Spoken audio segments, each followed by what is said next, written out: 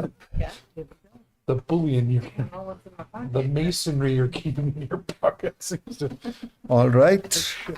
Good evening, Westborough. This is meeting number 17 of AFC for FY 2026. Pursuant to Chapter 2 of the Acts of 2025, an act extending certain COVID-19 measures adopted during the state of emergency, this meeting will be conducted in person and via remote means, in accordance with applicable law. This means that members of the public body as well as members of the public may access this meeting in person or via virtual means. In-person attendance will be at Memorial Hall inside Town Hall at 34 West Main Street, and it is possible that all or some members of the public body may attend remotely, with in-person attendance consisting of members of the public. This meeting may be accessed remotely via the link provided in the agenda. When required by law or allowed by the chair, persons wishing to provide public comment or otherwise participate in the meeting may do so by in-person attendance or by accessing the meeting remotely as noted. Additionally, the meeting will broadcast live in real time via Verizon Channel 28 and Charter Channel 192 or via Westborough TV's online platforms at westboroughTV.org and youtube.com/Westborough TV.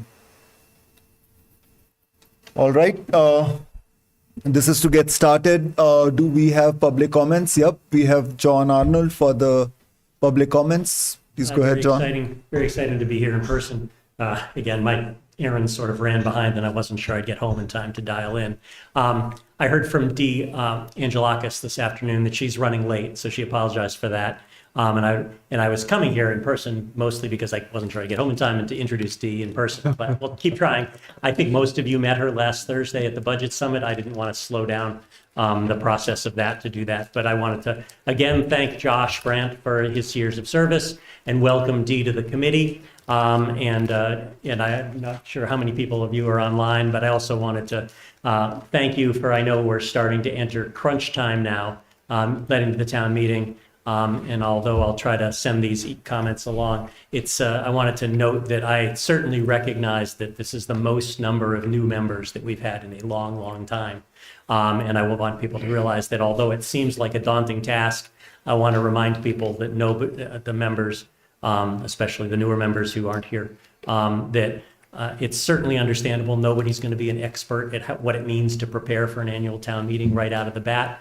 And just to always think about continuously learning what you learn, and if there's stuff that seems to be like gibberish or all the acronyms and all the details, to not feel that you have to master them all at once. As we know, we're fortunate that a number of town department heads, town employees, and other elected or appointed officials come to the meetings, and we have to balance the judicious use of their time along with the learning curve everyone's on. So I want to let people know that there's always time they can talk to me or the people to get brought up to speed with any sort of tutorial and all the things, and to balance how much time we need to spend at meetings for the training, which normally we have many fewer people coming up the curve at once, or they start in the summer and ramp up. But unusual times, and I'm very glad that all the people who volunteered seem to be ready, willing, and able to present their point of view, and I think it's a lot of good different points of view, and I look forward to helping as we prepare the town meeting, and I won't slow your meeting down any more than that. So thank you. Absolutely. Thank you, John.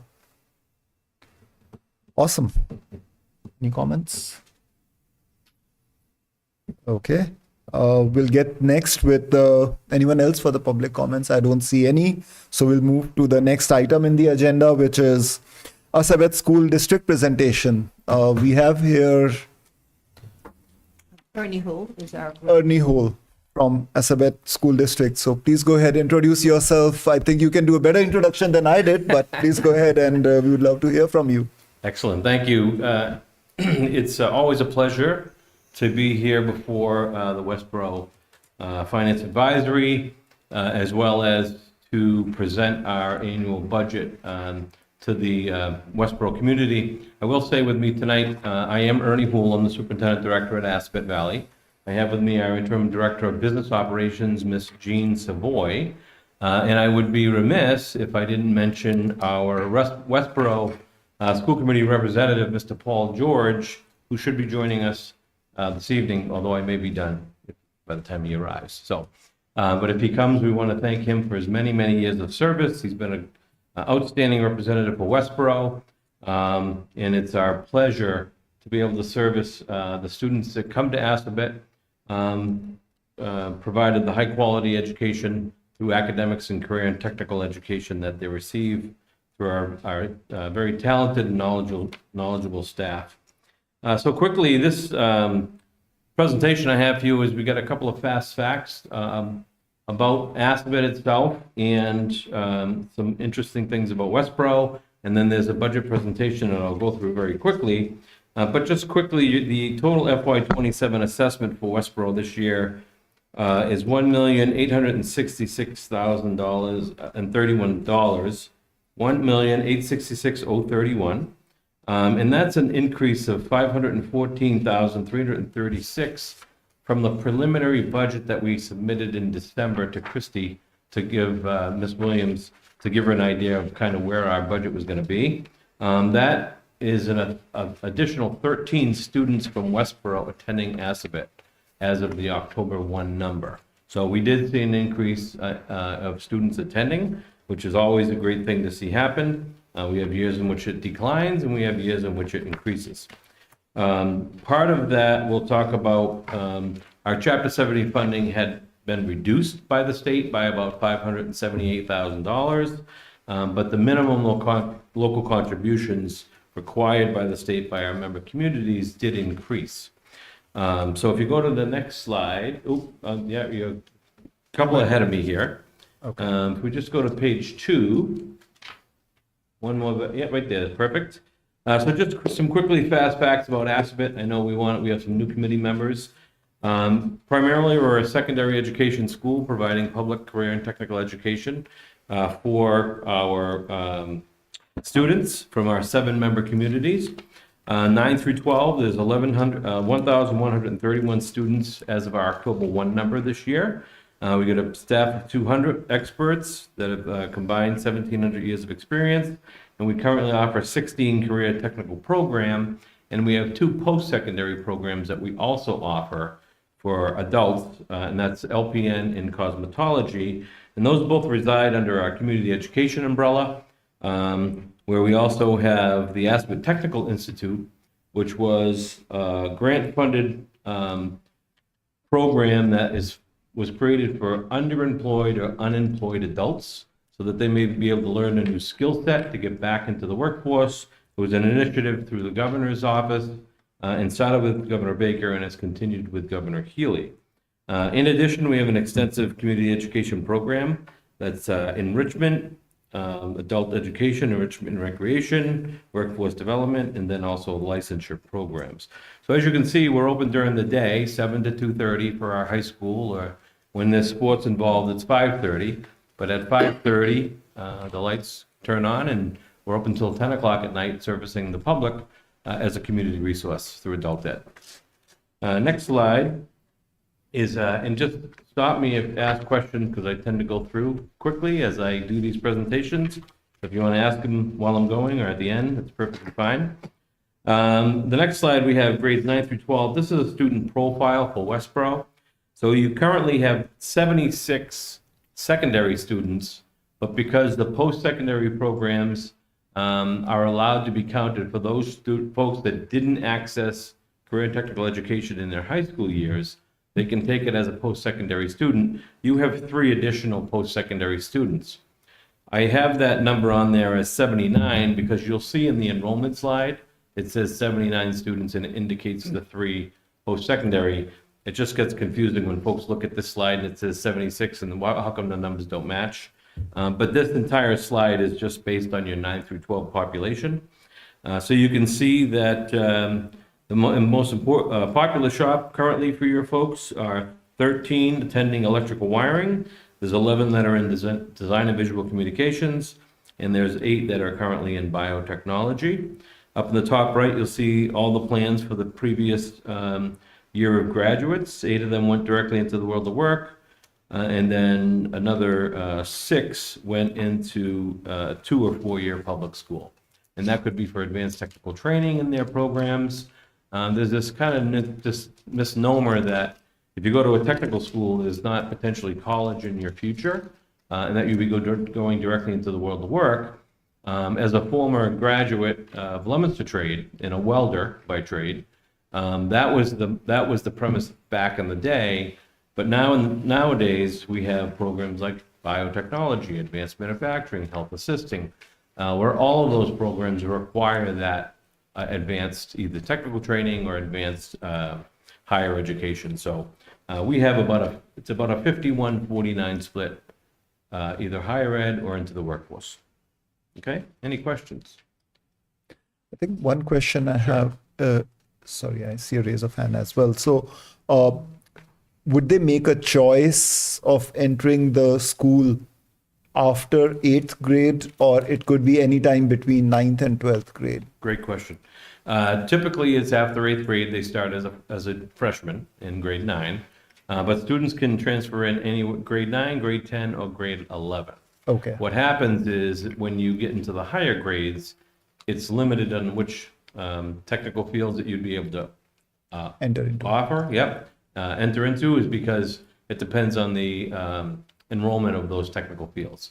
Freshman year, all fields are open because they haven't been filled by the freshmen yet, by the slots. We do have technical programs. Electrical is one of the highest, where each year they have, I think it's 22 slots, and they probably get about 50 students wanting to get into that program.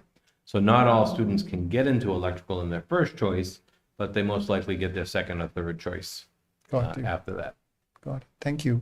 I think we have a question from someone remotely. Chris, you want to speak? Go off mute. Yes, thank you, Prashant.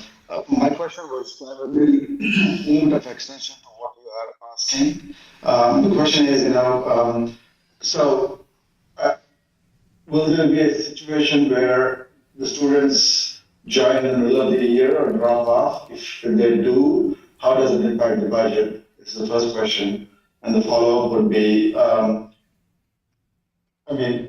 so we're basically saying that most kids will enroll in their freshman year, but what if somebody decides that in their junior year they want to pursue something different because what they're dealing with in the high school normal curriculum is not something which they are inclined to do, and if they want to do something different, well, getting into 11th grade is also an option. I think if I understood your first question, I could get. The first question I understood, yeah. Second I question, think the Can second you- question was the same thing you asked. Can someone join into junior? Okay. yeah. Which I think was already answered. Yeah, so for the first question, if students come in their freshman year and then they happen to leave prior to October 1, then that number wouldn't get counted, right? So what would happen is the town of Westborough in the following year, you would end up getting billed the invoice for that student for the first half of the school year. What happens is when we do our numbers again in March, if we see that that person has dropped off, then the invoice, you don't get billed for that student for the second half of the year, okay? If they come in mid-year and weren't on the October 1 numbers, they wouldn't show up, so we wouldn't be billing that individual. But if they showed up in January, you'd see them on the March 1 invoice, okay? And then the question about junior, I think it was a question if somebody if they had been in a program for a couple of years and decided to go into something different. I think, is that what the question was? Or if there was No, more so in the lines of somebody has started their freshman year in high school, and 2 years later they decide that they want to pursue something different. This is not their normal cup of tea, and they would like to pursue something like electrical wiring course. So, is there a possibility for them to come and join in 11th grade? Okay. Yeah, so generally what happens is when the students go through a very extensive exploratory process. So when they start in September, the first few days, 2 or 3 days, they go through and they see every single technical program for at least an hour, hour and a half. 16 programs, so they get to get a taste of each of those programs. Then what happens is they get to pick their top 6, in which they would then go in and spend a week in each of those. And that generally brings them to about the December timeframe. And then in December, they get their basically place their top one would be 1 through 6. So their most the top shop they want to get through the least, right, of the 6 that they explored. And generally what happens is once they major, it's in December, they have to be in that shop for a number of weeks before we have them make any changes, because it could be complete mayhem with the schedule. If you can imagine, sometimes students will choose a shop because that's where all their friends are going. Or they went in there because, you know, they had a great time, they had a fun time, but when it comes down to now working, like welding is not the most glamorous trade, right? When you're in a welding booth and you're there every day, and it can be very lonely and solitary. Our folks do a great job because they add blacksmithing and they make it very creative with art. But after a while, if you realize it's not all just doing blacksmithing things, they sometimes want to leave the shop. So they generally will have to be in for a number of weeks, and they have to basically give 10 reasons why they want to leave that shop and which program would they like to go into. And generally they get put on a wait list, so their second choice, if they got in there first and then they look at their second, they'd have to see where they are in their second. It's not an automatic move because we are at pretty much capacity in a lot of the programs. So that should answer his question. Thank you. Okay. Yep. Thank you. Just a follow-up on the first question which I asked. How much variance do we typically see between what was budgeted and what gets invoiced by the end of the year in these programs? What was it again? I'm sorry. Is there a difference between, I think once there's a budget set, it's a budget, and maybe there's a couple students that put around. He's asking about what you typically see in difference. What you budgeted for versus because of things that changed over the period. Sure. So we tend to, and you'll see as we go through the budget process here, we set our budget based on the revenue we're receiving. So we're at 100% net school spending. We're at the very last minimum space you can be. So if we don't spend to that 100% and we're below it, what the state says is, hey, next year you have to spend even more, and even to make up the difference, because you can't be below 100%. So we tend to, when we get done, we're within our 5% that we can have an E&D to be able to carry over. We're not generally at 5%. We're anywhere between 3 and 4 that we carry over. You'll see that we've added some of that E&D back into this. The other component that I'll share is for our member communities, any student that comes to us that are requiring special education services, we don't have an idea of what the costs are associated with those students that receive those services. As a matter of fact, our admissions process is SPED blind, special education blind, so we don't even know how many students are actually coming in that require special ed services. So we do not charge any cost above and beyond for special ed services to our member communities. Because we're a regional vocational technical school, we also don't receive circuit breaker money, which is for special education services. We do receive regional transportation reimbursement, which helps to offset our transportation costs. But a lot of the times, what he's asking is, some of that extra money that we might have tends to go to, unknown costs, like special ed, costs could be specialized transportation. At one point in time, I've been with the school now 11 years. I don't know if we had a single person that was needed to be in a wheelchair. And last year we had 3 folks. So each of those folks need specialized transportation to get to school. That's not a cost that's borne by our communities. That's something that's taken care of through the budget in grants, because we also do our very best to get as many grants as we can to offset, so we don't have to pass that cost on to you folks. Hope that answered it. Yeah, thank you. You're welcome. I think the flip scenario to that is if you end up having more students in the later part of the year, then the budget would go up, and that is something which the town has to bear, right? So what happens, typically what happens in education, this FY27 budget is based on October 1 numbers this year. And then when we start next year, when we actually get the money, we might be getting 50 more kids. So we're behind the 8 ball already when we start the new school year when it comes to budgeting. Right, so this year right now, we have more kids than we budgeted last year when we came before you. We have 45 more students this year, right now. Yeah, because this budget we're talking about doesn't start till July. Correct. We're talking about July. Right, so And we not- start we're in not July, talking about- and then when the students Oh, come these in that we students enroll accept, right, there could be another 50 Yeah. on top of what was actually created for this particular budget. Yeah. So, so yeah, there's, there's not like any extra money, I think is what he was asking, right? If, how do you handle the money, the revenue? Is that what, that's? I think it was more of the variance, like how do you handle the variance? Because obviously, like you just said, people enroll or they switch, they Right. de-enroll as well. So Right. there's a Yeah, lot of it's, churn going on, even though you have budgeted for something. Yeah, and it's the other part, I think, to maybe wrap your mind around is too, is we're like a municipality. We handle all our own health insurance, all of our snow removal, all the insurances are all through the district. Heat, electricity, all the utilities, all through the district. So any liabilities, things of that nature are all through the district. So those are all, additional costs that we manage.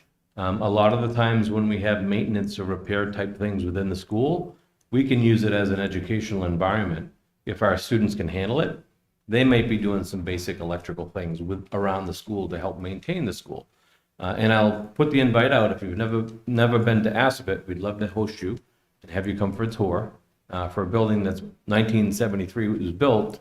It looks like it was built yesterday. It's in very good shape. And part of that too was the renovation project that took place. But so we're able to offset those by, careful monitoring. Obviously, Ms. Savoy does a great, outstanding job monitoring the budget and making sure that, we're counting pennies to make sure we get through the year and that we're not coming back to the town for any additional funds.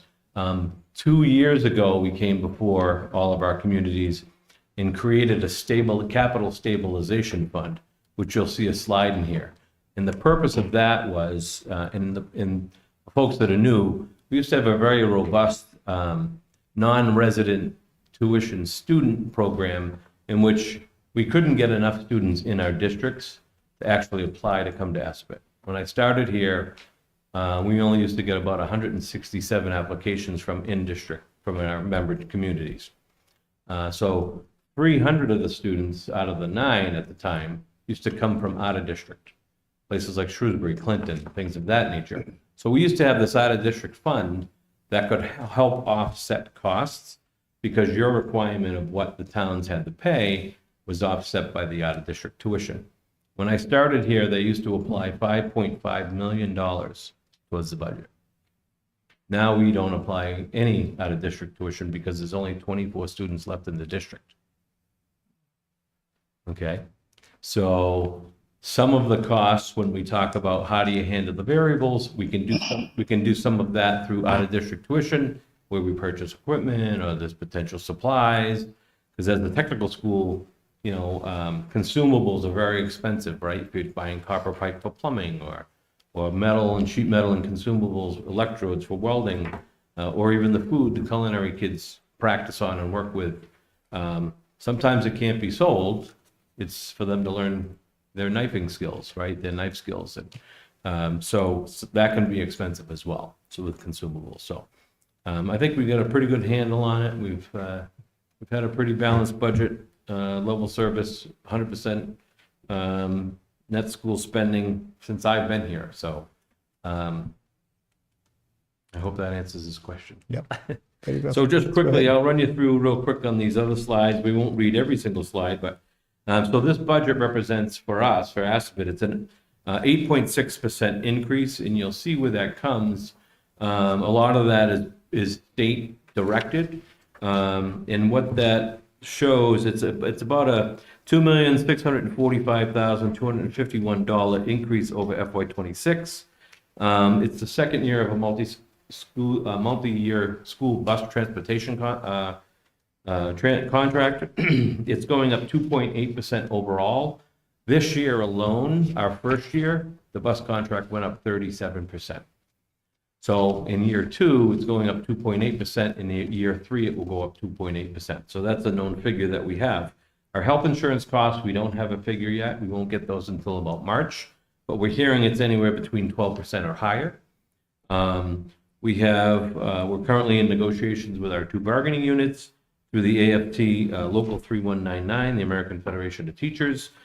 So those costs of a successor contract are also unknown at this time. Sorry, for those on TV, could you point me to the slide number as well? I'm on If you page 2. Page 2 Sorry itself. about that, yes. Okay, no worries. And then lastly, the budget, we've allocated $100,000 towards OPEB. That's other post-employment benefits. For years, it had been $35,000, then it went to $50,000. Our auditors had said, you'll never get to that coverage of liability at $35,000, so we've bumped it to $100,000 over the years. We've got $300,000 in capital stabilization. We've understood that we've got some masonry work. We've got some concrete awnings that are on the building that have shown some fatigue and gonna need some work. So we upped that stabilization by $50,000. And then the last thing that we had was we're no longer using out-of-district tuition to offset member assessments. So that's on page 2. Page 3, real quickly, you'll see that our increase in enrollment's up 4.2% with that 45 in-district students. For Chapter 70, it's up 5.2% at $575,766. And then the largest increase was the minimum local contribution. That's our contributions from our member communities that the state bases off your aggregate wealth model, which is a 13.2%. That's $1,960,952. So from the state, we're seeing a realized increase of $2,536,718. If you go to page 4, I'll kind of wrap this up in a neat bow for you.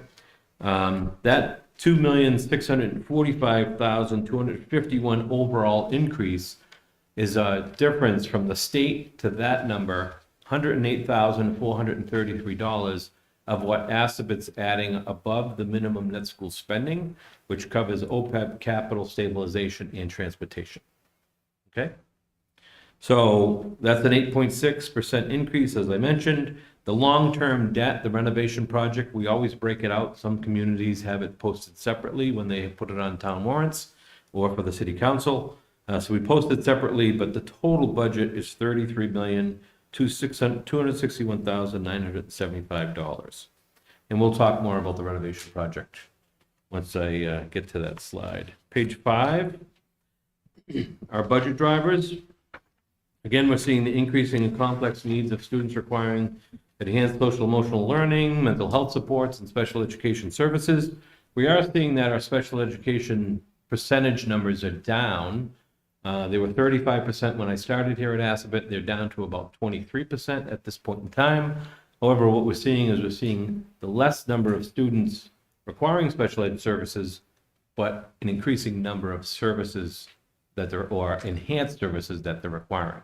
So it tends to be, the percentage is down, number of students, but the amount of services has actually increased, so it's balanced.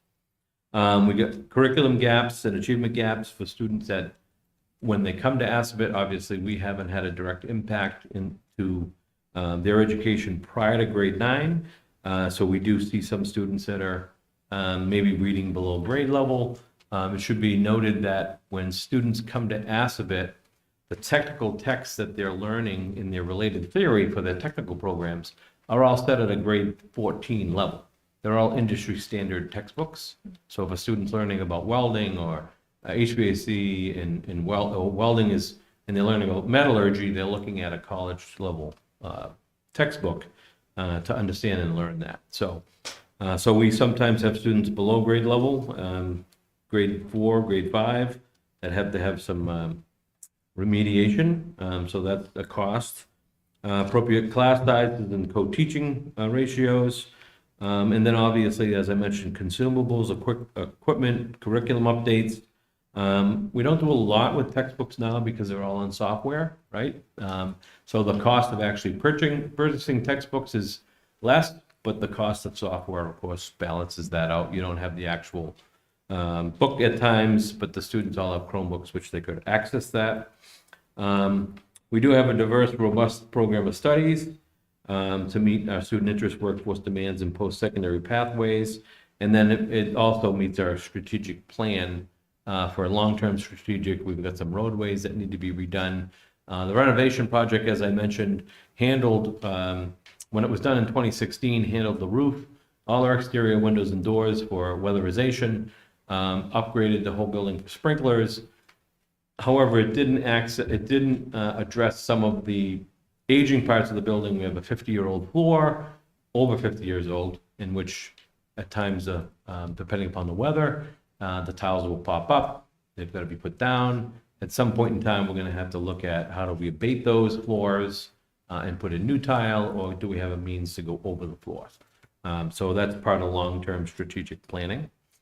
Page 6 is enrollment changes, and that's for all of our member communities. If you look down the bottom of that shaded blue area, you can see Westborough, and you can carry that across.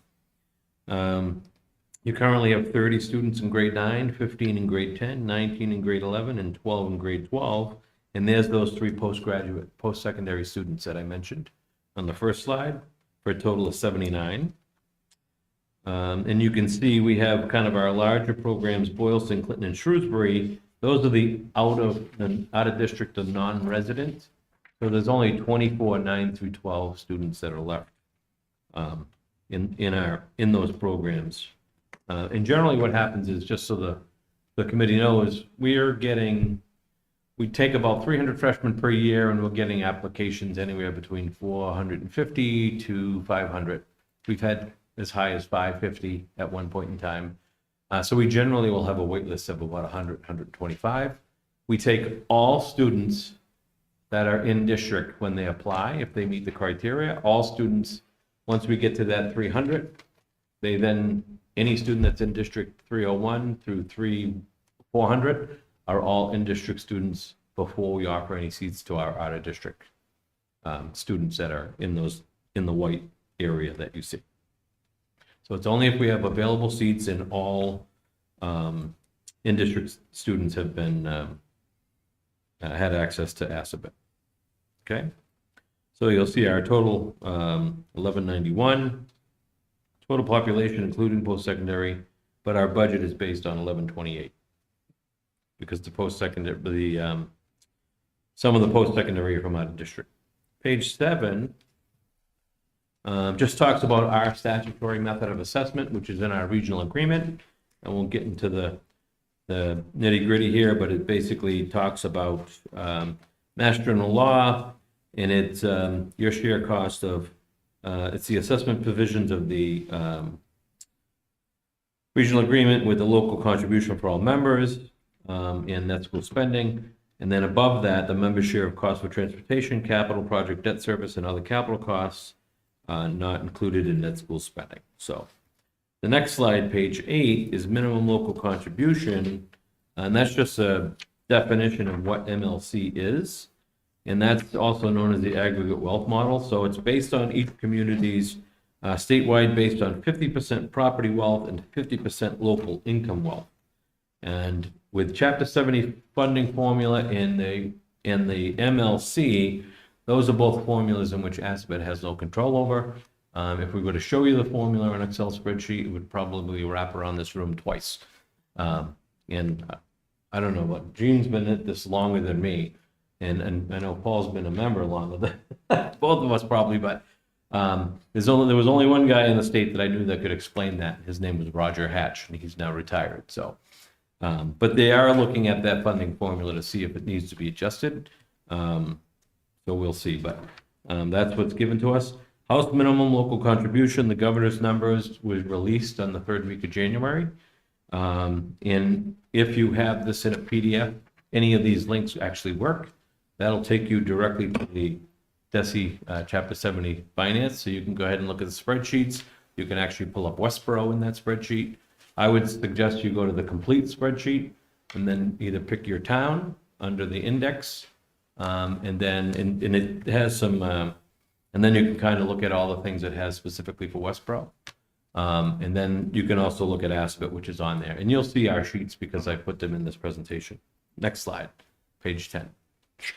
So minimum local contribution, this is what it would look like if you were to click on that link and then go to the index, pick Assabet. Under minimum local contribution, you can see in the rectangle box that I've highlighted in blue there, at the very bottom, it says required net school spending percent of foundation, it's 100%. You'll see at the very top of that number, enrollment, 1128, that's the number that was on our enrollment slide we just had. You can see that it's a 45, change of 45 students increase. There's the 4.16 or 4.2% increase that I mentioned. Chapter 78, you'll see there, it's in bold, 11,659,434. That's the 575,766 number that I mentioned. And then right above that is a required district contribution, 16,843,394. And that's an increase of 1,969,52. And you'll see in later slides how that increase is divvied up between our 7-member communities.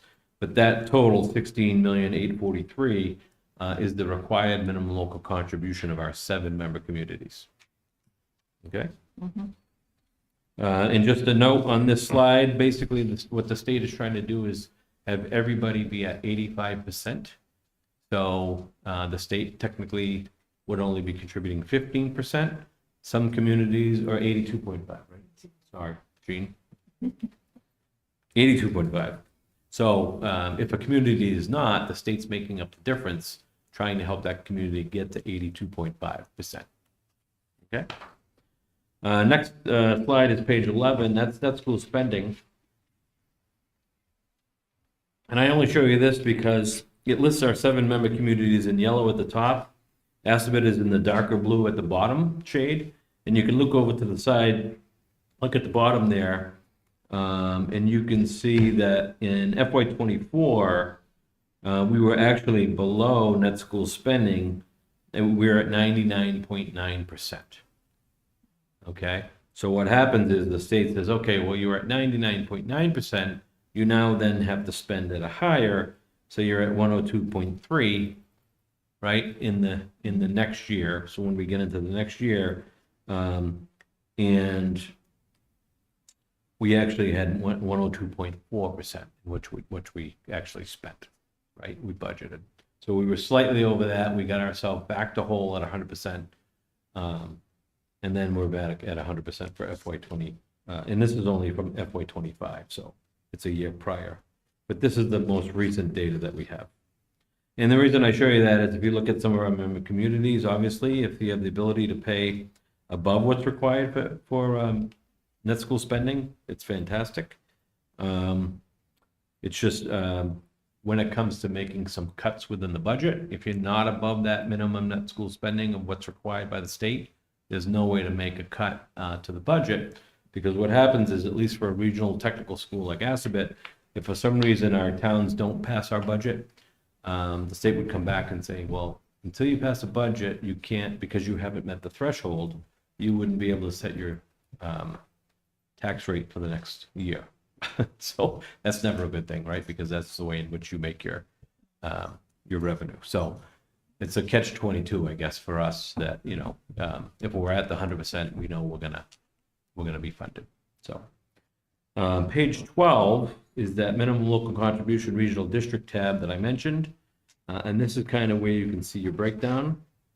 And you can see I've highlighted in FY27, the 2 boxes. Then that's the number of students in the first box, far left, closest to Westborough, is the 79. And then over in FY27, you'll see there's the minimum local contribution of $1,646,872. So for minimum local contribution, it went up $404,578. Now, the interesting thing with this is last year you had a reduction, you had less kids, right? But your minimum local contribution went up last year as well. So enrollment, even though we tie it to the budget to say this is what our budget is based on, minimum local contribution is not technically tied to that. They look at the number of students. If you look at the complete slide for Westborough, it's going to take all of your students within the elementary school, the middle school, and the high school for Westborough and then there'll be a column for Aspen as well. So they take your total amount of students that are being educated and what your funding is and your minimum local contribution. And then they break it out based on where each of those kids are. So if you look at the slide, the previous slide that I showed you, but you look under Westborough's, it will tell you all that information. Okay? So you'll see that all of these numbers actually drive the next slide. So if you remember that number, 1,646,872, we'll turn to page 13. This is the complete money slide. This has all the money on it of how we get the assessment. So if you look in the far right in the top blue, where it says Westborough, is the 1,646,872 number for minimum local contribution. It was just on the previous slide. If you look all the way down in the salmon colored, it says a total number of school enrollment, 79. Okay, and your operating share is 7% of the district. If I move back up to net busing, our total net busing, let me just look real quick. Total net busing for FY27 is $2,025,273. The $1,137,551 is the difference from what the state is not providing us. That gets then distributed amongst our 7 communities based on their operating share.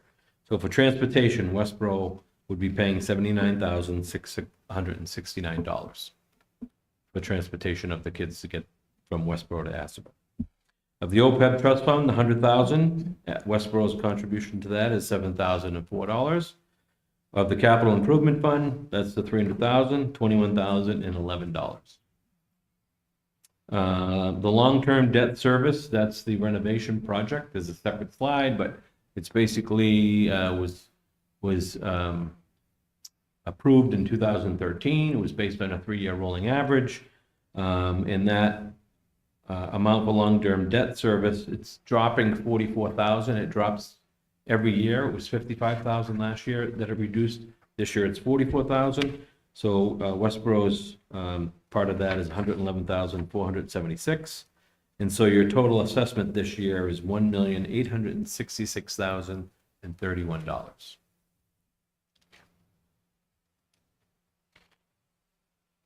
Any questions? That was really very well done. I tried. Walk us through that. Not an easy subject. No. And so next slide, page 14, when we established the stabilization funds for those folks that were here, obviously had a lot of questions. Each of our member communities have stabilization funds. And what we were trying to do is make sure that if we had any kind of catastrophic failure that we couldn't afford, our only avenue would be to come back to our communities. And then what you would do is you'd look at the amount that would be required by your community, and then you'd either have to hold a special town election or in order to approve that money, or you'd wait the 45 days and then it would automatically be approved. So the capital stabilization fund was created so that we could hopefully get past that and not have to come back to you at some point in time. What we did say is we were looking to build this over a number of years, but we would report out where the stabilization fund was, and if we had expended any money. The only folks that can actually expend the money is through a school committee vote, but we would report that back during any public budget hearings that we have. So as you can see, this was approved as of July 1st in 2024. The initial was 250,000 in 26. This year it's 250,000. And in FY27, we bumped it to 300,000. So you can see that the interest that's been accrued since its inception for a total of $580,842.99. So that's what is currently in the capital stabilization account. Okay, as of January 31st. Is the goal a certain percentage of your total budget at some point? Yeah, you can't max 5% of your total budget. So I don't think we're gonna ever get it to that much. We've got too many things to have to repair. So we're gonna hopefully build it. I would hope a couple more years before we have to get into it, but you never know. The masonry thing was something new that we weren't aware of. So that kind of came out of the blue. Okay. The long-term debt assessment, I mentioned it already, but this is the kind of intricacies of it. We borrowed 27 million when we did the renovation project. The project was approved for 62 million. The amount due that was only addressed to the towns was going to be 29 million. The district took 2 million of that off, did a ban and a bond. We paid that off. And 27 was built into the debt schedule. 1.1 million is the principal payment each year, and the interest payment generally drops because of the way the debt schedule is. So you'll see that it was $558,875 for interest, and it's due on July and January of each year. And that's a 3-year average. So if you look at page 16, it'll show you the 3-year average rolling. So for Westborough, you're currently at 7% of the enrollment share, but on the renovation project long-term debt, you're only paying 6.72, and that'll remain for the life of the debt service because that's what it was when the project was approved. So you'll see that each year your amount goes down. If you look at page 17, it actually will give you the debt service schedule through the end of the actual debt service, 2041. And right now we're in payment 11, 2027. And you can go far right over to Westborough, and there's the 111,476 number that's in that other slide, okay? We try and tie everything together. Everything is well tied up here. Yep, absolutely. All right, so just quickly on page 18, this is our revenue plan. This is basically all the numbers we already shared, broken down in another way and for which you to look at them. At the very top is the Chapter 70 state aid. You'll see that number up there, $11,859,434. That's that $575,766 difference. That's the increase that we got for Chapter 78. Then you'll see all the minimum local contributions. There's Westborough's number at the bottom of that in the blue shaded area. Middle column, $1,646,872 in the increase. Then you'll see under the Aspen District, we've taken out of our excessive deficiency $400,000. We're applying $200,000 in interest income. It's a $50,000 increase over last year. And our Medicaid reimbursement is $75,000. We generally keep it at that number each year. That's really based on the students that we have in the building that actually can meet the criteria to get Medicaid reimbursement based on what kind of medical needs they have when they're in the building. And that's not always a given because we don't know if we're going to even have those students in the district. When you get down to regional school transportation, you can see we actually took a hit of about $29,561 less than this current year. So regional transportation came in at $887,722. Now, mind you, this was the governor's numbers, which she proposed. We still have a long way to go, right? We still have to get through the House and the Senate, and then a conference committee, and then by July, sometimes that transportation number will go back up. So that would be the only thing that would potentially change. So if that were to happen, what tends to happen is it would be reduced to what your share of the transportation cost would be. So, and then down below, the member community assessments in that bottom blue area, those are the OPEB, transportation, capital stabilization. That's just all those numbers all together in one, in that bottom, to give the bottom balance of the $33,261,975, which is the total new budget for FY27. Okay. And then lastly, we have page 19, which is our operational revenue.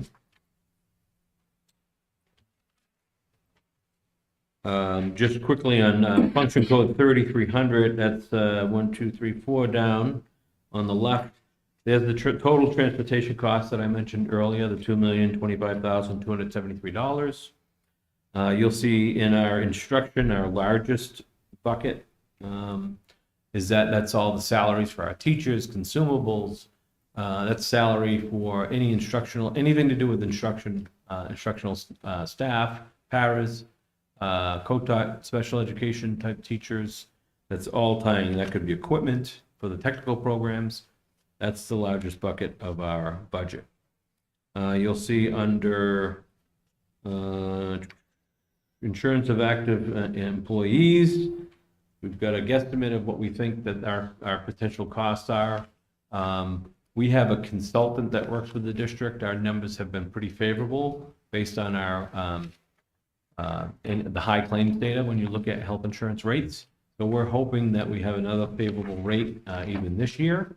But we do currently have a 70-30 split, 70 employer 30 split for any employee that was hired prior to July 1st, 2019.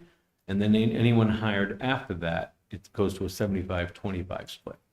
So there has been some movement to kind of adjust the costs to the district by having more by the employee.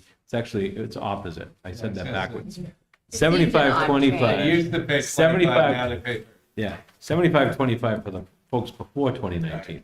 70-30 afterwards, yes. Well, not too many companies are like, going in this direction. That would have been great. Ernie, did you say this represents a level services budget? For us, this is the level services. We have no staffing adjustments in this budget at all. Yeah. Any changes in your programming or? At this point, no. There was, I think you had asked off the record before the meeting started about the millionaire's tax. And part of the millionaire's tax for education, at least part of it was a CTE expansion grant that the Governor Healy's, the Healy fiscal administration had put forth. They set aside $100 million for an expansion grant because there's such a large number of students looking to get into career and technical education, and there's not enough seats. Anywhere between 6,000 and 10,000 students are left without the ability to go to a technical program or a technical school. So they allocated $65 million to expand and maybe get rid of some of those wait lists. And $35 million of that, they offered to folks that if Westborough ever said, hey, we want to offer some programs that maybe Aspet doesn't, and we want to institute those, they would give them, they would have money that they could have a satellite, maybe a local commercial building that may be available, and maybe you're not doing some of the hard shops like welding or HVAC or automotive, but maybe you're doing something else that would maybe require more of an office or classroom space. Right now, folks are waiting to see where those grants are. Aspet has applied for one of those grants to potentially add a couple of programs. We don't know about whether we're not going to get them, so I don't want to really get into too depth of what those programs would be. But it's based on any decisions are made on the based on the blueprint, regional blueprint through the state, and then of course through student demand that we have. So there's a potential of a couple of programs in the next couple of years, but that may handle our 100-person wait list, 150-person wait list, which would be great. So any other questions on slide 19? And the last one is just our timeline of our budget roadshow that we like to call it. Great. This is nice because this is only the second time we've done this, right? We've done the budget, so by the time I get to March, I can do this in my sleep. So This was awesome. Thank you so much. thank you very much. So in closing, I just want to make sure I recognize Paul. Sorry for being. Thank you. Sorry for being a little late. Unfortunately, or fortunately, I lost my wife a number of years ago, and on her deathbed, she left me her mother. So I have a 102-year-old mother-in-law that I need to take care of, and unfortunately, her eating schedule doesn't necessarily match the rest of the universe. So, that being said, we as a committee, I've been on the committee for 33 years. All right, I got drafted on the committee for 6 months, and I never left. Right, and that was back in the late 80s, early 90s. We've come a long way in that time. All right, Assabet Valley Technical High School today is, I think, a Class A organization providing kids with paths that they don't even expect to get into. So let's say you want to get into welding. Well, you can make a lot of money as a welder, but you get out of Assabet with a certificate that says you're a certified welder. Now you can do whatever you want. All right, you could start your own business tomorrow, right? Talk about extra space. Right now, manufacturing is not what it was 25, 30 years ago. Now, we have 3D printers that'll print even in metal, so that you could build a manufacturing facility in an office building, all right? Or you can build a high-end engineering company that builds prototypes without having all of these big monster machines you need to actually have working models. We have one at the house. My kid builds stuff out of the blue that knocks your socks off. But both my boys went to Assabet. From the time they graduated, they never made less than $50K a year. And I had a long time relationship with Charlie Baker and Karen, and I kept pressing on the fact that the number of jobs available for kids needs to be high-paying, high-quality jobs they can then move into, even if they have no idea of going to college. At some point, they have to go, because if they move into this next level, they need more data and they need more education. So we find that we do 5-year follow-ups. We find that a lot more kids than we originally thought would go to secondary education wind up going to secondary education. So Ernie's done a great job, right? He's brought the school to another level, and I'm very proud of the teachers. They spend an enormous number of hours with the kids over and above what they get paid, and they're very dedicated. So it's a good organization. It's fun to watch because the kids have a good time. It's interesting because when I went to high school, I'm sure many of my high school teachers would be rolling in their graves knowing that I have a PhD, because in high school I wasn't the guy I am today. But when I got out of high school, I went into basically a college level trade school because I was interested in computers. So I wound up having a degree in computers and software engineering, and I work with lots of companies in the area, Marlboro, Hudson, Shrewsbury. I hear things like our nursing students that come out of our nursing program are more qualified than the RNs, right? Welding companies, they have nothing but good things to say. So I get a lot of feedback that says we're going down the right path. So I appreciate your time. Thank you. You know, and we're an asset, and I like to see the numbers from Westborough go up, because there's a lot of kids in the Westborough High that I think would do better in an environment where they could thrive rather than compete in other areas. All right? And we've done that. We've now got, what, 73? 76 plus 3. 79. 76. Yep. And we you know, so now we've almost doubled what we normally have. I'd love to see us get to, you know, 110, 115, 20 kids, because I know those kids would thrive in our school, and they might have to just fight or get lost in the crowd in Westborough.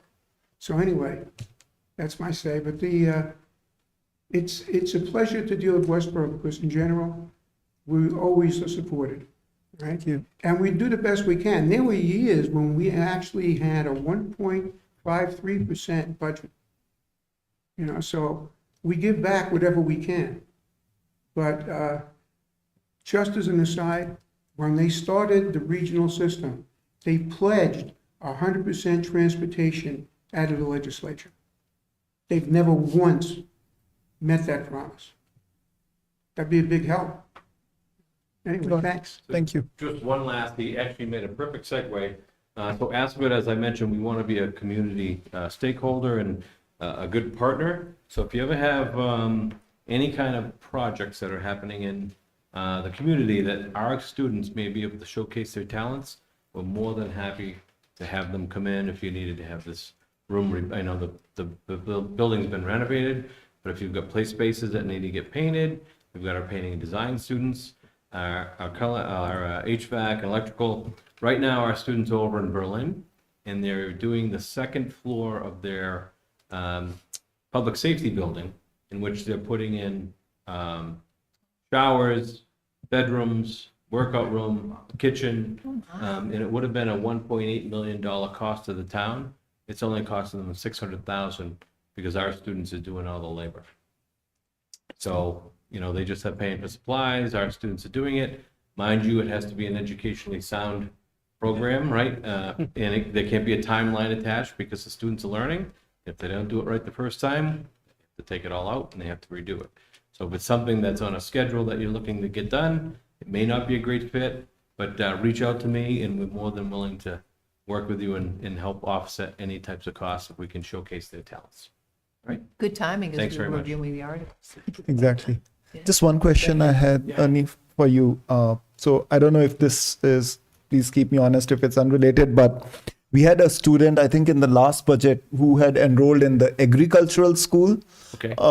So the question really is that, do you also get to see what kind of new courses would you want to start with? So for example, like the need for somebody who wants to pursue a career in agriculture, could that be possibly be down the line coming in your school? Yeah, so for us, so it's interesting. For the agricultural programs in the state, there's only 3. You have Smith-Volk, right? You have Norfolk Aggie and you have Essex Aggie.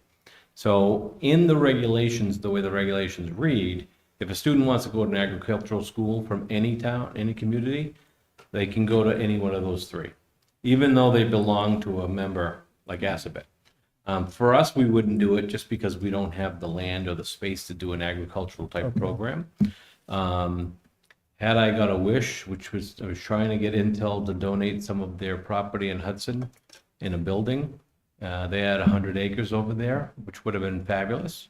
And if I could have got the ear of the state, we could have had an agricultural program maybe in Hudson. I'm not sure Hudson would be so pleased to hear that because there goes some of their revenue, right, based on land because we don't pay tax for our land. So, so it is a thing that I think, you know, the state really should look at maybe some type of a someplace centrally located in Mass to put an agricultural school, because what happens is it's the cost of transportation that's a very high bill. Right. Right. And this all came to light when a student was traveling, this is a number of years back, from Barry, Mass to Norfolk Aggie. And the transportation bill just for that year was $44,000. Just for that one student. They could be bused back and forth to Norfolk Aggie. So, I mean, you have to, number one, have a very dedicated student, right, to be on a bus for that long. And have to really love it. But it is a whole different world. I can just give you a side story. It was COVID. I'm on the phone talking about all the things we got to deal with. And in my school, right, the school is shut down. Everybody's home. It's during the shutdown when we all had that state of emergency. I'm talking with a colleague that's at Norfolk Aggie who has staff there because they have an animal that's giving birth on Christmas Day. So they're there, they're still working regardless of COVID because life still happens, right? And so there are a lot of things that even in an ag school, you know, you think about, teachers go away, if you're planting crops or you have animals, you now have a full-time staff on 12 months a year that's working 365 days a year, right? Most of the crops grow in the summer. Right, plus the crops grow in the summer and then you're hiring kids. So it is a totally different animal than what we have, no pun intended. But it's one of those things that, it's tough when the towns hear that because I get superintendents say, hey, we're a member of your district. I don't have to sign this, right? And I'm like, unfortunately for agricultural, you have to. You have to. So, Yeah. all right. Thank you. Thank Thank you you very so much. much. Thank you. Thanks for your time. There's a building in Northborough that was reconditioned as a grant from Habitat for Humanity. Yep. And they incorporated Assabet to help. And if you looked at this building when they started, you would have just wanted to set it on fire and just build something else. It's incredible what the kids did. And the plumbing, it was all these new heat exchangers and absolutely amazing, state of the art. And they did a great job. And I was there when they first started and I'd wander through every couple of months to see what they were doing. And it was really impressive what a bunch of high school students could do if you have somebody there looking and making sure they're doing the things they have to do and they keep on track. So it was really pretty impressive because the place was beautiful. Now it's low-income housing, I think for what? Is it 4 families or 2? 4? I think there's 3 families. The house was one and the other. Yeah. So, you know, and it was a fraction of what the cost would have been because we did all the electrical, all the plumbing, all the carpentry. Right, so if there's something going on in Westborough, I know we did work on the golf course. Yeah, Yes. yeah. We did. Yep. Thank you. Have a good night, thank you. Thank you. Thank you so Thank you, much for your everybody. time. Good evening. Anytime, Good one. anytime you want to visit, let me know. Thank you. Absolutely, Aaron. Thank you. On Friday, we can get into the Epicurean room. Awesome. All right. Craft beer major. What? I'm taking the craft beer major. Nice. I'm wondering if they do historical windows. So I'm just saying. I had the exact thought. Yeah, from the Warren article. Yeah. For the warrant article. Yeah. What was I saying? Yep. Awesome. We have Great warrants mind. too. Yeah. Capital. All right. From So a planning perspective, I'll just point out this 20-minute conversation lasts 55 minutes. Just that's what we have to try.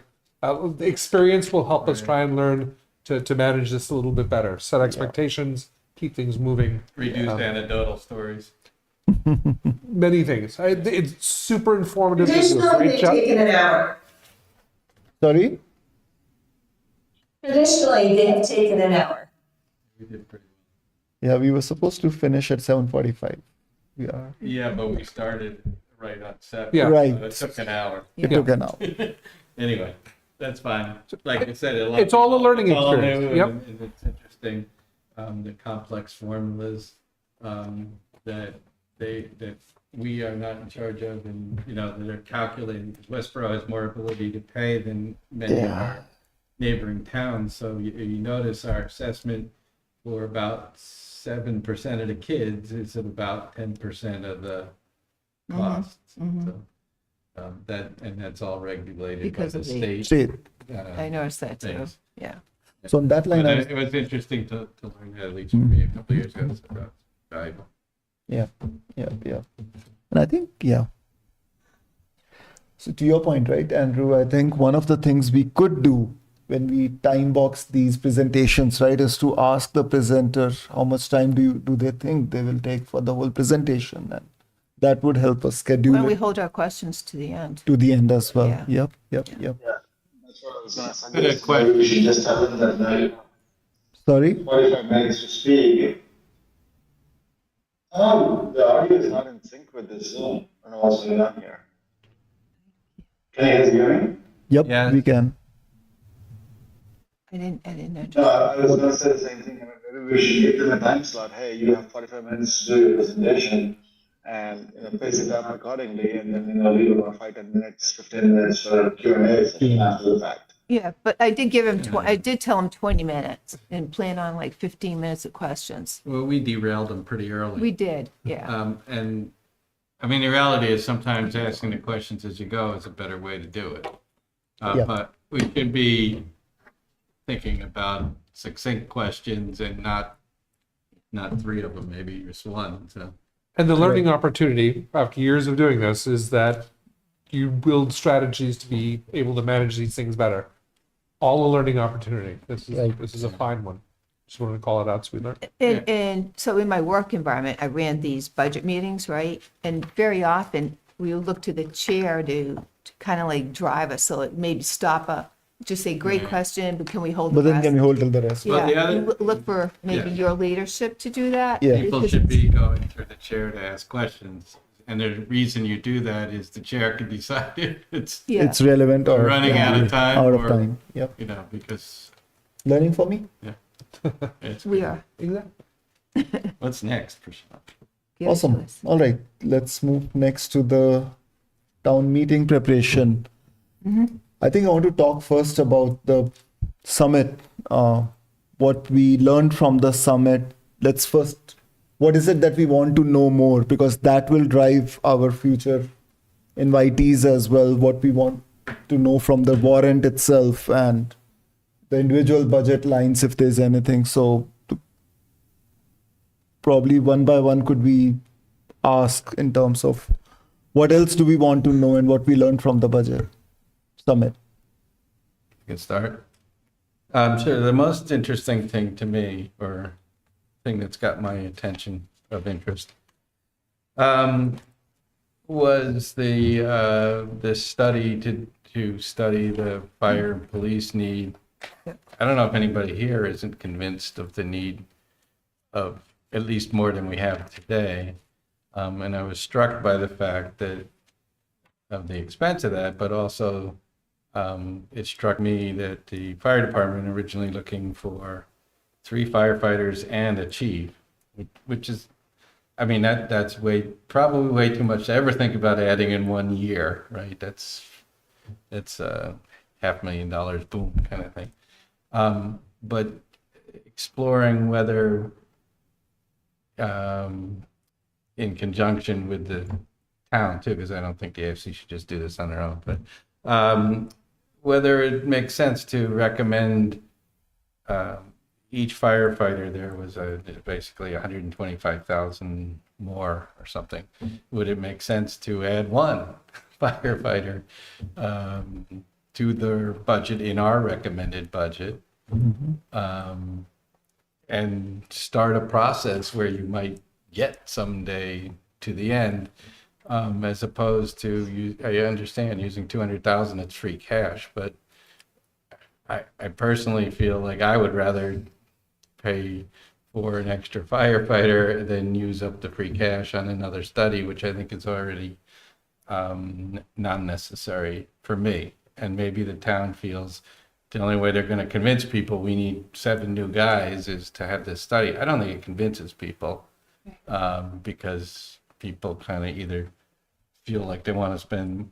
I don't mind spending money for public safety, or you don't. Anyway, that was something I came out of that, which was a little different, not having fully realized and watching what they're doing.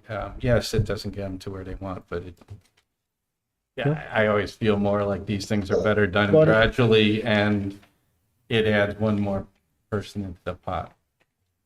They recently added a police officer with the cops grant, right? So, we haven't done anything in the fire department in a while. Anyway, that was of interest to me. I thought that overall the presentations were good. It was nice. They weren't all down deep and dirty into the mud of each budget line, but some more than others. Clearly, as if you're interested in doing that and asking those questions, you have to do your prep work ahead, because they're not going to go through sit there and read their budget and ask questions. So I thought it was well done. A very informative day. Long day, but it was good. Good to know. Terry, you want to go next? Sure. So I had exactly the same thought. So there seemed to be a lot of consultancy dollars in pockets of the organization. And so I was wondering, in on the headcount related one, when have you ever seen a staffing analysis come back and say, no, you're overstaffed, right? They wouldn't get hired again by another. Right. I mean, the reality is, right, that's the reason you order it, is to prove to everybody we're understaffed, not. Right, but I don't think, I think to Walter's point, I don't think anyone, Right. all right, I'll just talk to myself. I don't feel, in talking to a lot of the townsfolk, that that we're understaffed in police and fire. And it was really striking for me when Christy said, or I think when Jonathan said the budget rolled up $500,000 higher than what they were presented. And it was really driven by the 3 firefighters that the fire department requested. And I agree with you that I would like to see us try to fund a little bit of that. And safety is a concern for me as well, a primary concern. The other thing that of note too is, what we heard is that the planning commission or committee has been going through and authorizing these multiple developments in town. And I just worried that if these things happen over the next 2 to 3 years, how do you quickly adapt our infrastructure organizations to support this growth? And again, I understand the whole, fine line of growth, bringing in tax dollars, but also the impact on the infrastructure. And are those tax dollars more than enough The to cover pace. the infrastructure growth that we're going to need in the fire, the police, and in the school systems. And it feels like those two organizations particularly are already stretched. I think the calls in the fire department were pretty stable, but again, it just felt very traumatic to me in listening to that presentation by the fire chief. So, and then I kept thinking, well, we've got some programs out here that are looking for consultant dollars. Can we redirect that funding and try to see if we could, to your point, Walter, maybe hire 1 or 2 firefighters to put that into the budget. So that was kind of my thing too. The other one too was on listening to the school department and again level services and looking at her want list. Right, she had a total on that last page of her presentation, $1.5 million of things that she wants to look to try to work on to progress our school systems. And some of that, and I looked at the paraprofessionals numbers, and it was like round numbers, 130 paraprofessionals. And my thought was, of those, how many really could be released to help out the kindergarten or pre-K organization where she felt like there was a need for that? So I was wondering, is there a rebalancing that could occur in the school systems as well to kind of, and I don't know enough about, the paraprofessionals and how they're assigned to, kids with IEPs, or if they're assigned to a classroom at the kindergarten level. But that was, for me, I was just thinking you can't stay steady. We have level services, which are totally, support. But are there creative ways to try to do some of these things that seem like we should be making progress on? Similar to the fire, trying to make small, progress whilst trying to stay fiscally responsible. So those are kind of my key takeaways from that day. If I understand it correctly, no, not to burst our bubbles of wanting to do it more, is they just presented about $500,000 more than was in the first numbers, which is, $65 on the tax bill or something like that. So that what Assabet just presented. Oh. Just keep that in Thanks a mind, too. lot, Walter. I was like going along great, and also, oh, that's a lot more. Yeah. And again, being a newbie, I wasn't sure, like, how much can you get out of free cash and how much can you go back and say, well, can we relook at what the budget submission is? Or, each warrant article submission, and, we will be voting on those, Yes. obviously, and see if there's money that we can kind of rebalance. Yep. And to your point, right, I think they are trying, because she had a slide on cost of standing still where she's saying that if we can invest more in the kindergarten for the paraprofessionals, then it will require less on the upper side of it, Yeah. which is the higher grade. So that probably helps us save some money where we need less moving forward. And she's going to have more pressure too, right? Because she's, with more apartment living, she Yep. said that is driving a lot of the need for kids who have, more special needs. And so that's going to put even more pressure on those younger grades as, kids move into town. Yep. Jane, you want to go next? So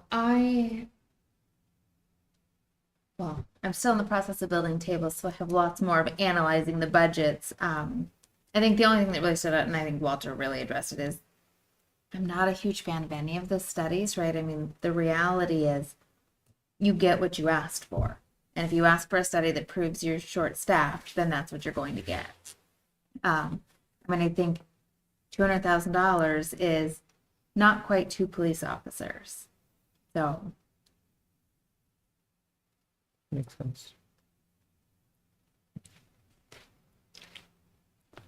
Yeah. Were you done? I'm sorry. yep, that's all. So one of the things that I came away with, like feeling that we didn't have enough visibility to, was things like what the rest of the town is doing. And it was alluded to with the building developments and stuff like that. But these are some of these things that are going to start coming online to some regard in 27, 28, 29. And as part of the capital campaign and also part of what we do in that meeting, while we talk about budgets down to the dollar, like we don't have a good sense of where some of these things are coming in the future. And I think we would have benefited from that as part of the discussion. So that to me was the biggest thing I felt lacking. I also think we should have a policy of rounding everything to the nearest 1,000 because we're spending too much time going down to those last three. Like, who cares? Like, literally, it makes everything harder to read. And I don't mean that to be obnoxious. I mean that because we spend so much time looking at the numbers.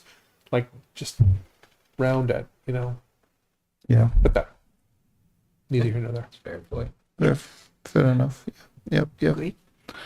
That's a good solution. Chris, you want to go? I know you were there for first half. Yeah. I know, yeah, that's why I don't have a whole lot to contribute. It was very eye-opener for me as how this process is done. I tried to learn a bit of that meeting.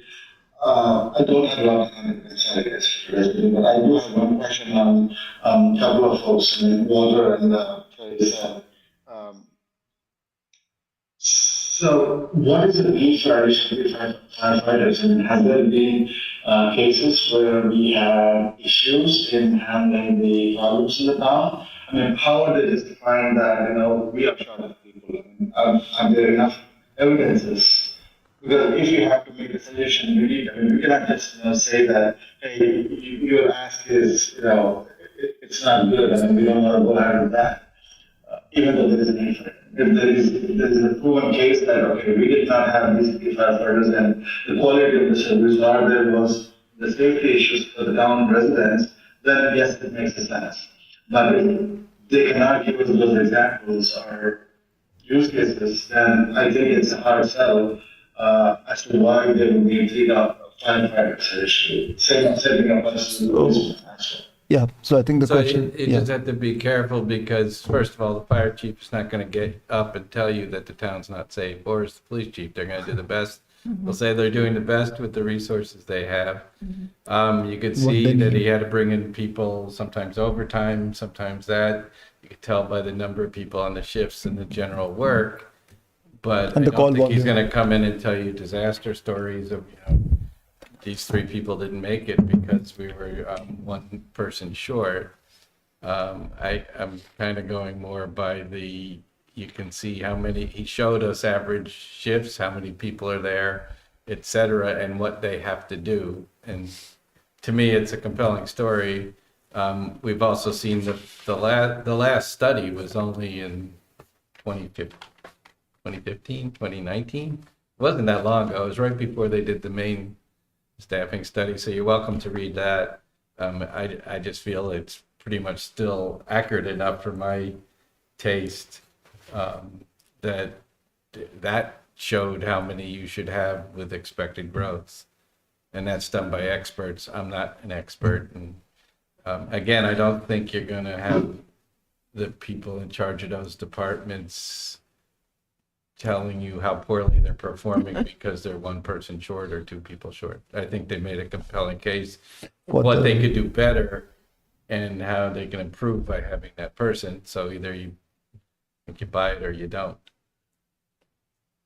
Well, that was my question. Yeah. They've shown us enough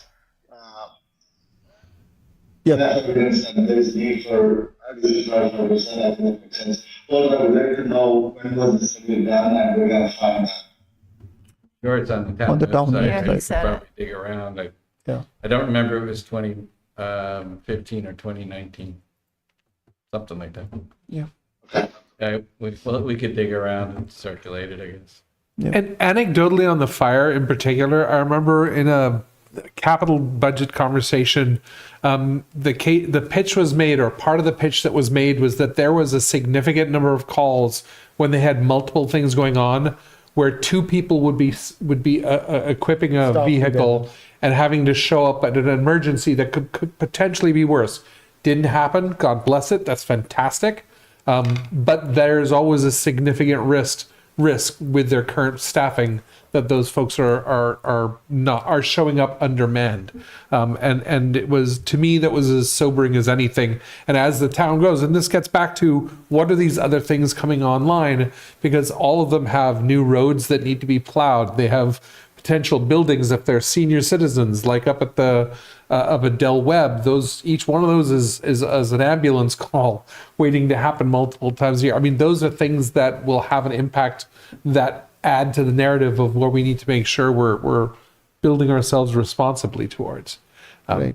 But I think that it's super easy for me early on. It was super easy to say things like, why, when my kid dialed 911 when they were like dumb little kids, did a fire engine show up in addition to the police? And that's fine, and it's an observation, but the reality is we have enormously competent fire and police who are staffing and responding in a way that is appropriate to protocol, and we have very little impact from our anecdotal evidence to what they should be doing differently. And so my caution is, I think less critically of those moments now because everything else seems to be going quite well. So I would just be careful about where we let the narrative or individual anecdotes influence us and color us in a way that, the town does a really, really good job at. So. Yep. It All right. looks like it was 2019. I just quickly looked. For the at staffing website. study? I searched for Yeah. staffing study, and there's the non-public safety, and there's a 2019 police department study. I assume there's one So looks like fire too. So that's only, There was an earlier one for fire. okay, maybe it's. And I think that Andrew, go ahead, Beth. Andrew, I apologize. I can't tell whether you're saying you're in favor of adding more police and fire or you're not. Ultimately, I believe we need more. I think. agree. Okay. Yep. Oh, absolutely. And I think to the extent of the studies, I will say this because I too believe that studies are performed to say we need more people. Police and fire are unusual because the chain you feed into is very internally grown. Where there's a town study, for example, there are 50 different technical job titles that we might need to think about growing into. Where do we need to go? That, to me, there may be a little more detail for. But on the police and fire, it seems really obvious that we just need to feed more into the network over time. So, I would just say, So, go ahead, Beth. so can we propose to the town that we just start hiring one police officer and one firefighter every year for the next 10 years and see where that gets us? I don't think I want to put That's that. $100,000 a year. But it's a cumulative, because with the study, that's a one-year thing. But if we actually go and hire a person or two, that's a forever thing. I don't think we can do that as AFC. We can recommend what they are proposing us in terms of. But I'm saying we can recommend that to the town. We write the report and recommendations. We can say, based on where we are, we think the town's budget would stabilize if we just kept doing this until we got them to appropriate staffing levels. So, It wouldn't stabilize. You're adding 2 people each year. yeah, and we can do anything. It's just words and paper, but should we? Should we? And I think I understand where the thought is coming to, but I think where we would be more comfortable is saying, maybe for the next 3 years, we'd be comfortable adding a person a year or something like that. That's not directive. That's not a recommendation. That's not really our place to do. It's what we feel maybe collectively as a group.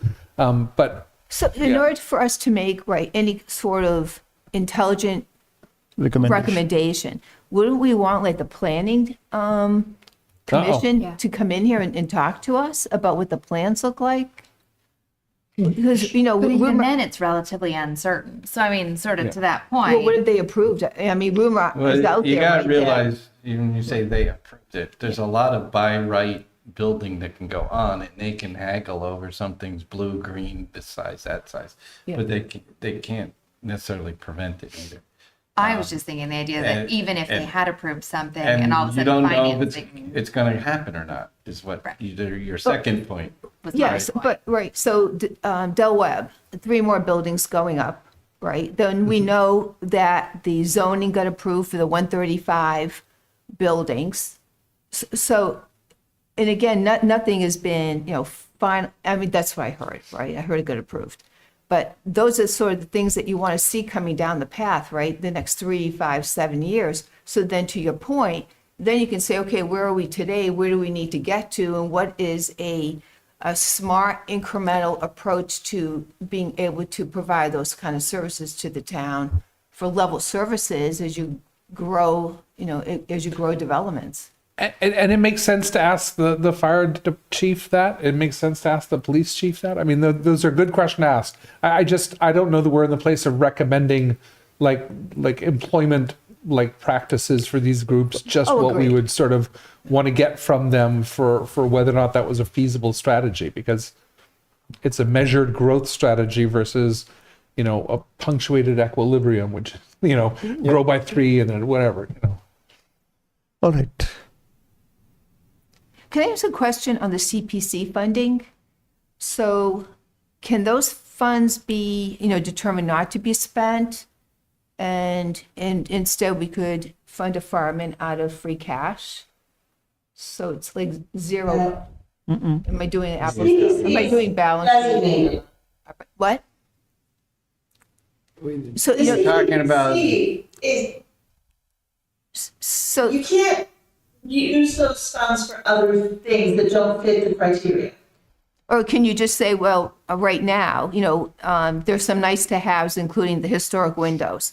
So can you say, we're not going to support, You could not vote for it, and then the money would just stay in the Just- CPC. In the Yeah. CPC.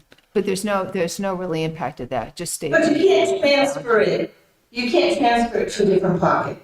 Yeah, so there's a fund that has all the money they're collecting Yeah, from and they're still Yes. collecting. the CPC, Okay. right? And the state match, and it's gains interest, and every year they'll come and propose some uses, and the town can decide they want to use those or not.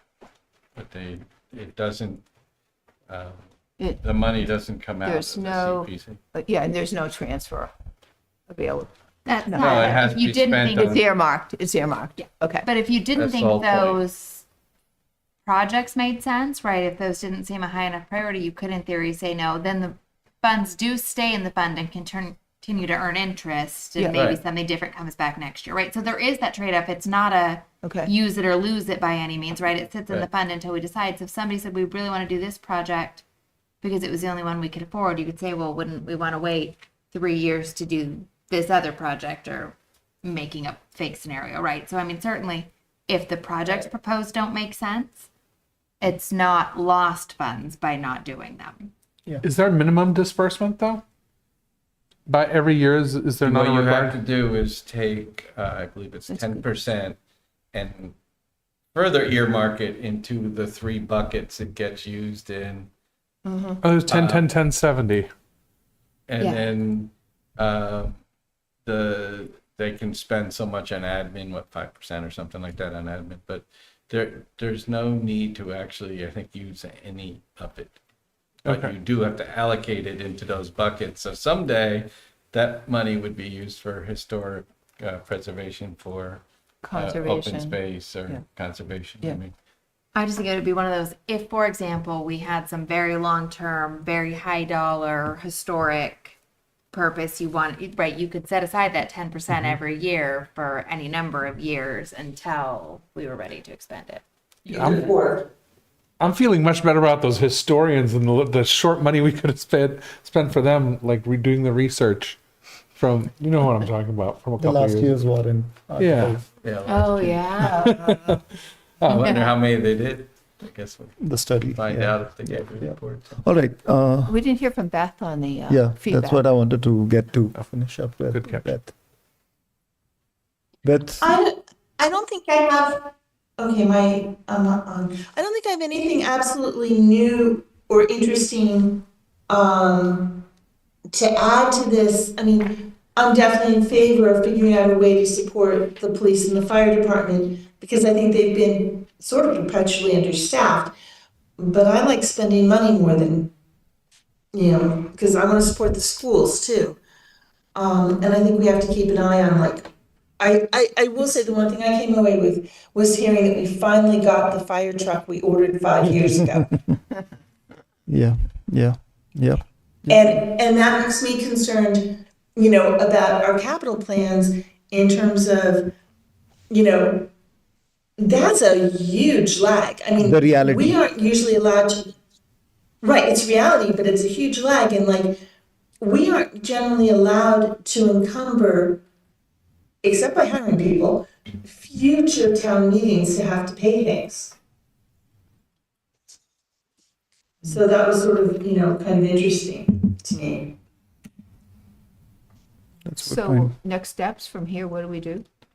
Well, I think So whether it's I- tonight or another night, but we have to go through this Warrant articles. warrant Yes. and article by article and see if you want more guests. Yeah. 'Cause that's really the thing that has to be arranged. Right. Yeah. I spoke very briefly to planning, but I haven't set up a time yet for that. So I think what we have to start first with is, has everybody gone through the warrant articles, feels comfortable on telling where they have some more questions, or are they comfortable? I know some of them don't have the numbers yet, or maybe, yeah, some don't have, but then most of them do have the numbers. So I think for the next meeting, not to call it a homework, but I think what we have to be comfortable with is having gone through one round of the articles and say, okay, this is where I have questions, maybe address them internally first, or see if we need somebody to present to us to be able to better understand that warrant article. If we can decide that in the next meeting, I think that would be a good progress. May I confirm that we're on V3 of the, Yep. Yeah, right Yeah, now. that's the one. Yeah, V3. all right, then yeah. If there was another version, I might have missed something was added. And will we start voting? I It's would, probably a little early. I mean, Okay. generally, I mean, we could on some, I guess, but there's some low hanging fruit. Yeah, Um, that's what I was Being kind of, pretty typical, The right? thing Yeah. is all the article numbers change every time they change the warrant, stuff like that. too. okay. the other But if thing, we're ready to do some of them, I think I guess if we're gonna cover it during another meeting, we could sit and say which ones, are Yeah. there any that people are Comfortable. comfortable? We've done that before. Right. you know, Well, Article if 1 and somebody- 2, Well, you don't vote once, it doesn't matter. okay.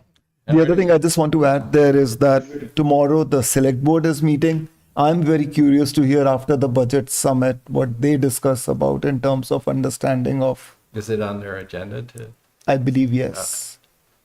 So I think by Thursday, yeah, I mean, we don't need to vote now, but then at least if we can go through and say that this is where our questions are, at least we can start lining up folks who can provide us with more information. So we can vote probably after that. So if we can just decide that, okay, we have gone through it, these are the things where I need more answers on, I think that could be a good agenda for us for the next meeting.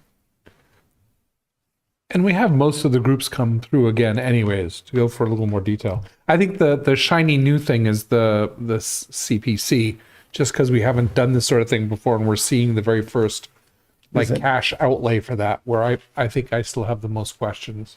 Yeah, I mean, we'd like to see the proponents of the spending, not the CPC, right? They explain the Yeah. process, but Sure. for instance, Natch. Oh, Yeah. the gotcha. historical commission is doing the gravestone repair, so they would be the people that would speak best to why they put in the grant, right? Or the it's Westborough TV and Yeah, schools. and the schools, the playground kind of thing. They would be the advocates. The CPC in essence, are playing our role in that they've advised the town that these are the things Yeah. we think we should do with these funds. It's like an advisory, a Or they specialized use it. advisory finance committee. So, but the root information comes from the people who are applying for the, I call them grants, I don't know what you call them, but for those funds. So figuring out who they are and how we get a hold of them. Well, schools are obvious. Guys, I need to drop off, sorry. I will wait for the email as to what the next steps are. Is that all right? Sure. Sure. Thanks, Chris. Thanks, Chris. Yep. Thank you, guys. Sorry about that. Only 10 hours away. The sooner you go, the quicker we can assign things to you. Yeah. So, It's tomorrow morning there. yeah, it's 10 hours ahead. So coming back to the agenda, See you right, for the yesterday. next meeting, are we having this Thursday? Is everybody comfortable with coming this Thursday to decide? And that's the other thing also I I wanted, am not gonna, sorry, go ahead, Beth. I'm running the Central Chapter Math House competition on Thursday, and it probably goes till about 7. Sure. But since I'm running it, I don't think I'm gonna make it to the AFC meeting. Okay. And the new budget worksheet actually lets you group together very nicely the different departments, the number of articles they have, the dollar values Yes. attached to them. So I will have the newest version. News. You're going to love the newest. Great. I don't know. I'd love this, when it All right. auto fails. this filter works pretty well. By department? Yeah, Yeah. yeah, and also by amount. Yep. Yep. Okay. But yeah, I think if because if we would meet and just do that, go through the list thing, I think it'd be a reasonably, like a 1 hour meeting, not a 2 hour meeting, but it's at least hatch the plan. Right. Because to get people to come, you gotta give Right. them time. It's Right. not like, hey, I want you to come Thursday to our meeting. So are you, It's like, when in the next 2 weeks can you come or something? right. So are you suggesting having it remote Thursday? Doesn't matter to me. Yeah, also like not next Monday, it's a week from Monday, that's the holiday week where Right. a lot of people Work Monday. disappear. That's 2/16, yeah, 2 Yeah. weeks from now. Yep. Yep. And I think your comment was really about inviting other guests, right? Yeah, So we have to give them, if we're going to come together with a list to next on Thursday, this will be to start giving people times that they can start moving into, Yes. not us internally. Correct. Exactly. So, yep, we are meeting Thursday and we are meeting in person. Yep. Are we okay with that? Yeah. it's Okay. easier to have a conversation in person than it is when you can see the remote. It's It was hard to do. asynchronous, you know, I know, I kept looking. it's, I guess fully remote is probably better than half remote almost, because then everybody's on a Zoom Asynchronous. delay. Okay, so homework assignment All for right. Thursday is we go through the warrant articles and figure out who we Yep. want in terms Where of we want more proponents. information, Yeah, need Yep. information. Basically, what you would need to be able to vote it. vote on it. Like, for instance, all the DPW capital items, I feel like we got a presentation, I'm okay. Maybe somebody has a specific question on one, but certainly not all. But I think we could kind of go through a lot of those. Recreation as well, if it's golf course Right. related, it's coming out of their own budget. Yep. So Yeah, exactly. And that's what we'll hash out on Thursday. Yep. Okay. All All right. right. How about We are meeting done. minutes? Liaison reports will come next. Any liaison reports? Okay. Approval of the available minutes. I hope everyone got a chance to look at the Jan 12th. Any feedback, Walter? Because those were the first ones coming from the Zoom. They look fine to me. Okay. I was kind of impressed. You must have done some work to it. I mean, 'cause you got Yeah, it in yeah, our yeah, I format, did. right? I did. So, I mean, I forwarded you the Zoom ones as well. Zoom is very raw in what Yeah. it gives. It doesn't recognize the speakers as well. Oh, okay. Right. So you got to figure out who are the speakers Oh, who wow. spoke You that. did a good job. Yeah, yeah, yeah. Was Well, it do all you in- want it to was keep in third doing them person? that way? So you think that we could keep doing them that way? For I think we now or could. forever? Yeah. I mean, I would want to ask Christy if we got our minutes taken back. Yeah. If not, then we'll see.